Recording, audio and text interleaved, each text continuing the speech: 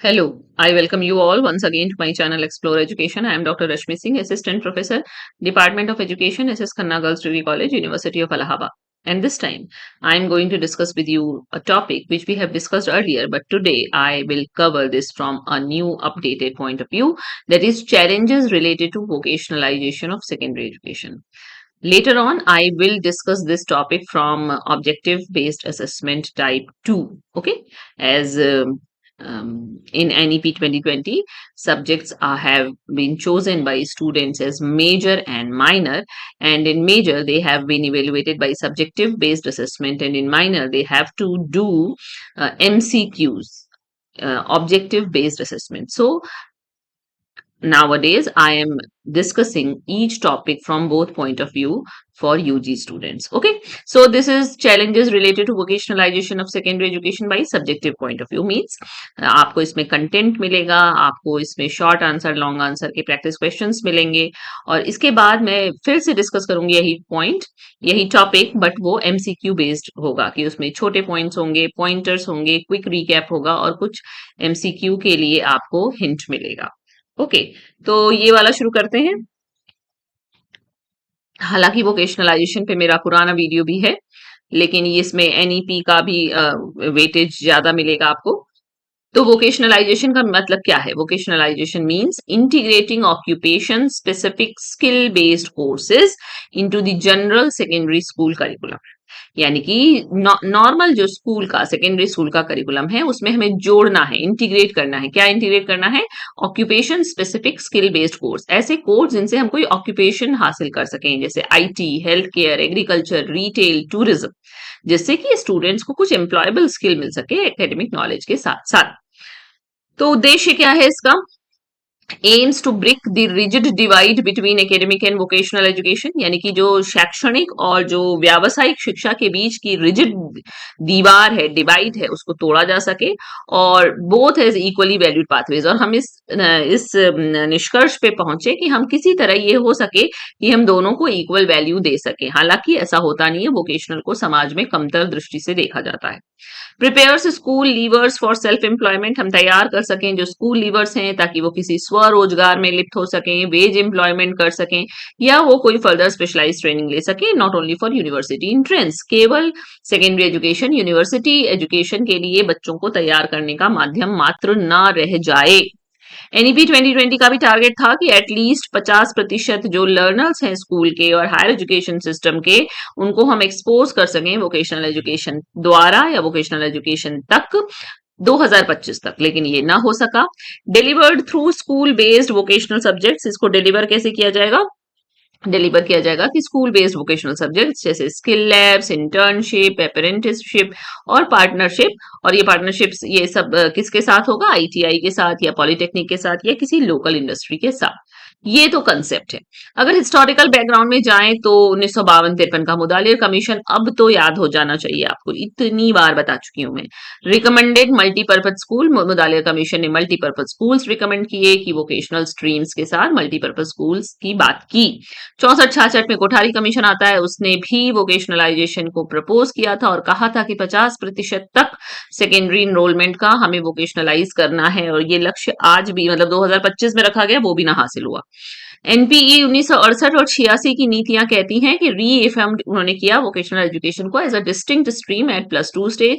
2011 में centrally sponsored scheme for vocationalisation of secondary and higher secondary education revise और strengthen किया जाता है. 2013 में national skills qualification framework announce किया जाता है जिसमें कॉम्पिटेंसी लेवल को वोकेशनल और एकेडमिक लर्निंग से जोड़ा गया. 2015 में स्किल इंडिया मिशन लॉन्च हुआ, national policy for skill development and entrepreneurship adopt की गई. 2020 में हमारी आपकी राष्ट्रीय शिक्षा नीति 2020 आती है. वोकेशनल एक्सपोजर ग्रेड 6 से देने की बात की जाती है इसमें और कहा जाता है कि 50% तक लर्नर जो हैं वो जो इनरोल्ड है उसका 50% हिस्सा हम 2025 तक वोकेशनल एक्सपोजर उसको देंगे. और 2025 में फिर से रीस्ट्रक्चर किया गया, restructured skill India programme approve किया गया जिसमें पीएमकेवीवाई 4.0, पीएम नैप्स और जन शिक्षण संस्थान को जोड़ा गया है. ठीक है.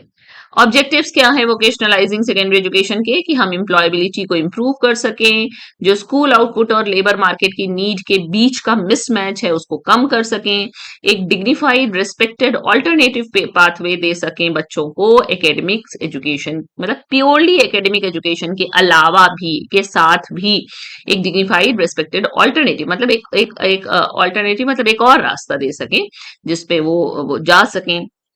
हम ड्रॉप आउट्स को कम कर सकें, ताकि हम कैसे कम करें, हम उनको कोई प्रैक्टिकल इनकम ओरिएंटेड ऑप्शंस भी दें स्टूडेंट्स को, जो कि आगे प्योरली अनेबल, मतलब कि जो प्योरली एकेडमिक स्टडी को कंटिन्यू नहीं कर सकते तो उनको हम ये भी ऑप्शंस दे सकते हैं। इंडिया के डेमोग्राफिक डिविडेंड को सपोर्ट करें एक स्किल्ड वर्कफोर्स को तैयार करके, क्योंकि देश को जरूरत है एक rapidly changing technology driven economy के लिए, जरूरत है कि हमारे पास कौशल युक्त जो नौजवान हों वो तैयार हों, और enable smooth mobility between vocational और academic streams through credit based frameworks NSQF and ABC, that is academic bank of credit. यानी कि आसानी से गतिशीलता बनी रहे वोकेशनल और एकेडमिक स्ट्रीम में, इसको भी इनेबल करना इसका ऑब्जेक्टिव है। देन की चैलेंजेस, अब आते हैं चैलेंजेस पे जिसके लिए कि ये टॉपिक है। तो कई चैलेंज हैं। पहला चैलेंज है सोशल और एटीट्यूडनल बायस का, जो सामाजिक और एटीट्यूडनल पक्षपात है वोकेशनल एजुकेशन के लिए, वो इसकी सबसे बड़ी चुनौती है।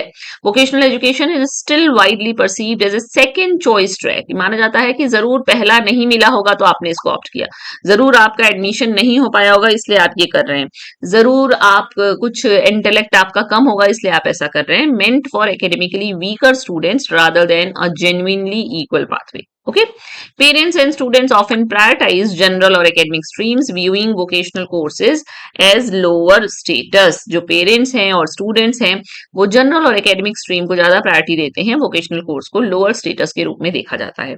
इससे low social prestige जुड़ी हुई है, मतलब इसको करने के बाद जो आप प्रोफेशन में जाएंगे और आप किसी व्हाइट कॉलर प्रोफेशन में हैं तो व्हाइट कॉलर प्रोफेशन की प्रेस्टीज ज्यादा है, इसकी कम है, इसलिए भी बच्चे इसमें इनरोल नहीं होते हैं। अवेयरनेस अभी भी कम है parents, students, even school counsellor के पास, कि जो बता सके कि वोकेशनल करियर के पाथवेज क्या है, उनके प्रोस्पेक्ट्स क्या हैं।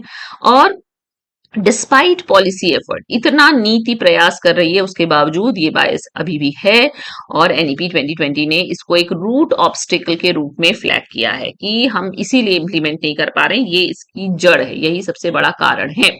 इसके अलावा और कारण भी है भाई, मान लीजिए ये तो है कि करने ही नहीं चाहते, और जो करना चाहते हैं तो कंस्ट्रेंट है, इंफ्रास्ट्रक्चर का कंस्ट्रेंट है, रिसोर्स का कंस्ट्रेंट है, हमारे पास वेल इक्विप्ड वर्कशॉप नहीं है, लेबोरेटरी नहीं है, स्किल लैब्स नहीं है गवर्नमेंट सेकेंडरी स्कूल्स में, और खासतौर से जो ग्रामीण क्षेत्रों में है, हमारे पास टूल्स, मशीनरी और टेक्नोलॉजी आउटडेटेड है, वो आज की करंट इंडस्ट्री की प्रैक्टिस के से कहीं मैच नहीं होती है, हमारे पास इनसफिशियंट फंडिंग है, हमारे पास कम फंड आता है, हम मेंटेन और अपग्रेड नहीं कर पाते वोकेशनल इक्विपमेंट को लगातार बेसिस पे, और स्किल हब्स की जो बात की जाती है कि शेयर्ड कर लीजिए आप ट्रेनिंग इंफ्रास्ट्रक्चर को, वो एक पार्शियल सोल्यूशन हो सकता है, लेकिन इसका भी कवरेज अनइवन है, मतलब असमान है, कहीं कहीं बढ़िया है, कहीं कहीं खराब है।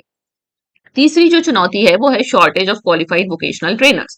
मान लीजिए आप पक्षपात भी नहीं करते, आपके पास इंफ्रास्ट्रक्चर भी है, लेकिन पढ़ाएगा कौन? प्रशिक्षित शिक्षक नहीं है वोकेशनल एजुकेशन के। Very few teachers are trained in both pedagogy and industry relevant vocational skills, a dual competency that is hard to find. बहुत मुश्किल से मिलती है ये दोहरी दक्षता, कि वो पेडागोजी में भी दक्ष हो और उसके पास वोकेशनल स्किल भी हो। Vocational trainers are frequently hired on contractually or part-time terms, leading to high turnover and inconsistent quality. जो हम हायर करते हैं उनको कॉन्ट्रेक्चुअल या पार्ट टाइम बेसिस पे, तो वो उनका टर्नओवर भी ज्यादा नहीं है और वो इनकंसिस्टेंट क्वालिटी प्रोवाइड करते हैं। लिमिटेड प्री सर्विस और इन सर्विस ट्रेनिंग पाथवे है इस रास्ते में, तो वोकेशनल सब्जेक्ट टीचर्स के पास ट्रेनिंग के भी रास्ते कम हैं, इसका करियर प्रोग्रेशन भी कम है, वोकेशनल ट्रेनर का स्टेटस भी कम है, इसलिए भी टैलेंटेड प्रोफेशनल्स ये प्रोफेशन नहीं अपनाते। ओके, फिर वीक इंडस्ट्री एकेडमिया कोलेबोरेशन है, जो इंडस्ट्री और एकेडमी के बीच कोलेबोरेशन होना चाहिए वो कमजोर है। जो लोकल बिजनेसमैन है, जो लोकल इंडस्ट्री है, वो कम इच्छा जाहिर करती है कि वो स्कूल्स के साथ इंटर्नशिप, अप्रेंटिसशिप या जॉब एक्सपोजर का कोई कोलैबोरेशन करे। करिकुलम कंटेंट है हमारा वो भी लैग बिहाइंड है, बहुत पीछे चल रहा है जो इंडस्ट्री की रिक्वायरमेंट है। इंडस्ट्री की रिक्वायरमेंट है automation, AI, green technologies, industry 4.0, हम ये सब कुछ नहीं पढ़ा रहे हैं फिलहाल। Few structured mechanisms connect sector skill councils with individual secondary schools at the grassroots level। बहुत कम जो structured mechanism है, जैसे सेक्टर स्किल काउंसिल है जो कि इंडिविजुअल सेकेंडरी स्कूल्स को ग्रास रूट लेवल पे जोड़ती है, और जो अप्रेंटिसशिप स्कीम है वो भी पोस्ट स्कूल यूथ के लिए तो है थोड़ा बहुत, लेकिन स्कूल गोइंग स्टूडेंट्स के लिए ये अभी भी कम है। ओके, करिकुलम भी हमारा रिजिड है और एकेडमिक वोकेशनल मोबिलिटी भी लिमिटेड है, ये पांचवी चुनौती है। Historically vocational and academic streams ran at separate non transferable tracks, a student could rarely move from one to the other। जितना रिजिड था हमारा सिस्टम, वोकेशनल और एकेडमिक स्ट्रीम्स एकदम अलग चल रही थी, एकदम नॉन ट्रांसफरेबल ट्रैक पे थी कि एक से दूसरे में ट्रांसफर असंभव है, तो कैसे कोई स्टूडेंट मूव करता। वोकेशनल सब्जेक्ट्स को या तो एक्स्ट्रा माना जाता है या लो प्रायोरिटी पे रखा जाता है, उनको टीचर्स पढ़ाते भी नहीं है, पेरेंट्स भी पढ़ने के लिए नहीं कहते हैं, एग्जाम प्रेशर केवल कोर एकेडमिक सब्जेक्ट्स का रहता है। Even with NSQF and the academic bank of credits now in place, मतलब अब आ गया है, तब भी क्रेडिट ट्रांसफर प्रोसेस नए हैं और अनइवनली इंप्लीमेंटेड हैं अक्रॉस स्टेट्स एंड बोर्ड, यानी कुछ बोर्ड्स में कुछ स्टेट्स में तो चल रहा है, बाकी जगह स्थिति सिर्फ ऑन पेपर है। और एक और मुश्किल बात यह है कि जो वोकेशनल कॉम्पिटेंसी होती है उसका असेसमेंट और उसका स्टैंडर्डाइजेशन मुश्किल है इन कंपैरिजन टू वो पेपर जो आप लिख के पास करते हैं। ओके, देन और कमी क्या है, low enrolment and weak employability outcomes, बच्चे इनरोल भी कम होते हैं, जो इनरोल होकर कोर्स पढ़ भी लेते हैं, सर्टिफाई भी हो जाते हैं, उनकी भी नौकरी की रोजगार का की कोई गारंटी नहीं है। National enrolment in vocational streams at the targeted secondary grades remained under 10% by 2023। 2023 तक ये 10% से कम आकी गई है और माना गया था कि 2025 तक, माना तो 1964 में गया था कि 50% हमें हासिल करना है, हालांकि 2020 की राष्ट्रीय शिक्षा नीति ने भी कहा था कि 2025 तक हम 50% का टारगेट पूरा कर लेंगे, तो हम 5 गुना पीछे चल रहे हैं। Implementation has been uneven and decentralised, some states expanded, मतलब कुछ स्टेट्स अच्छा कर रहे हैं जैसे गुजरात आदि। Employers sometimes question the credibility and rigour of school level vocational certification, weakening its labour market value. जो एम्प्लॉयर होता है वो भी क्वेश्चन कर लेता है कि आपका जो ये वोकेशनल सर्टिफिकेशन है किस काम का है, इसकी क्या क्रेडिबिलिटी है, क्या रिगर है ना, तो इसकी लेबर मार्केट वैल्यू कम होती है। And without strong placement support students may complete vocational courses but still struggle to find matching employment. Strong placement support के बिना स्टूडेंट्स कंप्लीट भी कर लेते हैं अगर वोकेशनल कोर्स, तो भी उनको मैचिंग एम्प्लॉयमेंट मिलने में दिक्कत होती है, स्ट्रगल करते हैं वो। और सातवां जो कंस्ट्रेंट है वो फाइनेंशियल कंस्ट्रेंट है, क्योंकि कॉस्ट ऑफ टूल्स ज्यादा है, raw material, machinery, safety equipment सब महंगा है, तो स्कूल बजट हमारा और खराब होता है। सेंट्रल या स्टेट की जो स्कीम फंडिंग्स हैं वो या तो समय पे नहीं पहुंचती या पूरी नहीं पड़ती हैं।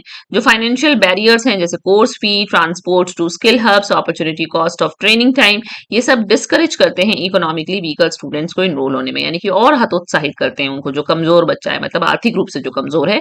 और sustained investment in trainer salaries and equipment upgrades competes with other pressing budget priorities, यानी कि बजट वैसे ही इसका गड़बड़ाता है, ऊपर से आपको ट्रेनर की सैलरी देने में और इक्विपमेंट को अपग्रेड करने में ये और खराब होता है।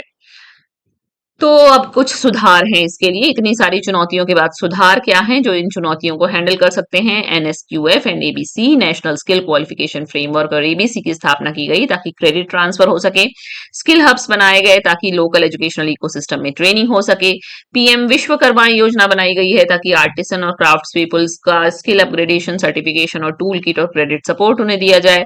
रीस्ट्रक्चर्ड स्किल इंडिया प्रोग्राम 2025 चलाया जा रहा है ताकि एक सिंगल सेक्टर स्कीम चलाई जा सके, ताकि कोहेरेंस के साथ सारे काम हो। डीडीयू जीकेवाई क्या है, दीनदयाल उपाध्याय ग्रामीण कौशल योजना है, ये टारगेट करता है रूरल यूथ को।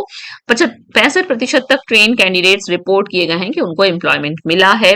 और इंडस्ट्री 4.0 के अलाइनमेंट के साथ वोकेशनल ऑफरिंग्स क्लास 3 ऑनवर्ड्स दी जा रही है, उनको एआई बेसिक्स, कोडिंग, रोबोटिक्स और ग्रीन टेक्नोलॉजी सिखाई जा रही हैं।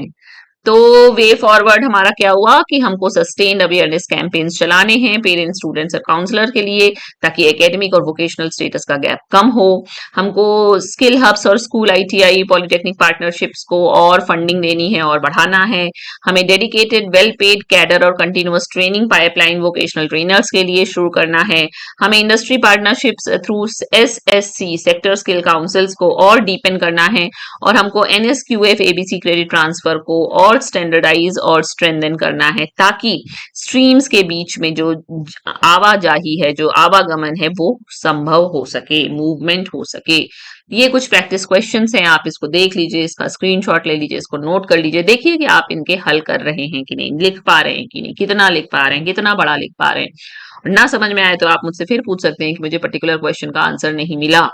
एंड ये की टेक अवे है इसका कि vocationalisation aims to give secondary students employable skills alongside academics. इसका मूल उद्देश्य यही है कि एकेडमिक्स के साथ साथ हम आपको कुछ रोजगार परक कौशल भी दे सकें माध्यमिक स्तर के विद्यार्थियों को, और ये गोल 1952-53 से सतत चला आ रहा है। लेकिन इसकी चुनौतियां हैं, सोशल बायस है, इंफ्रास्ट्रक्चर का की कमी है, ट्रेनर नहीं है, इंडस्ट्री के संग हमारा लिंकेज कमजोर है, हमारा करिकुलम रिजिड है, हमारे यहाँ इनरोलमेंट कम होता है, और आर्थिक समस्या है।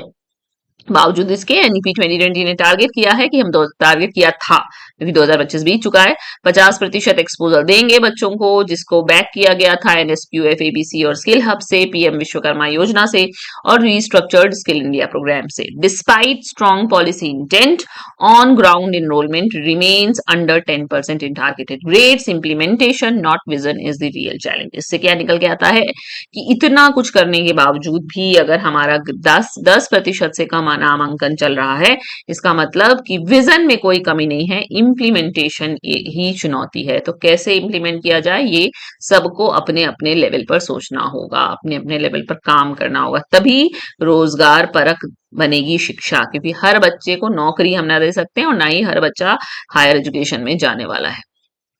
ओके, तो ये हालांकि ये टॉपिक मैंने पहले भी कवर किया था, लेकिन ये फिर से, और ये टॉपिक हो गया। अब इसको एमसीक्यू के एंगल से भी देख लूंगी, ऑब्जेक्टिव टाइप, ताकि सिर्फ पॉइंट्स में लिखा हो। Okay, so happy learning to you all and thank you for watching.